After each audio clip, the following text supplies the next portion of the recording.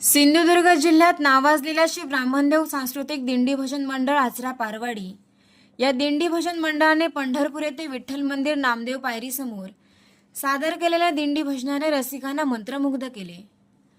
दर्शनासाठी आलेल्या भाविकांना विठ्ठल दर्शनासोबत तुकोबा महाराजांचे दर्शन आगळी वेगळी अनुभूती देऊन गेले। आचरा पारवाडी येथील दिंडी भजन मंडळाने पंढरपूर वारीचे नियोजन करत अक्कलकोट स्वामी समर्थ तुळजाभवानी दर्शन घेऊन पंढरपूर येथे विठ्ठलचरणी लीन झाले। यावेळी नामदेव पायरी समोर वारकरी वेशात विठ्ठल नामाचा गजर करत पावला नृत्य सादर केले। या आगळ्या वेगळ्या सादरीकरणाने पंढरपुरातील सर्व भाविकांना मंत्रमुग्ध केले। या कार्यक्रमात संत तुकाराम महाराजांची भूमिका करणारे अवी परब यांच्या अभिनयाने तर साक्षात तुकोबारायांचे दर्शन झाले। आचरा पारवाडीतील या पंढरीच्या वारीत दिंडी समूहातील एकूण 53 सदस्य सहभागी झाले होते।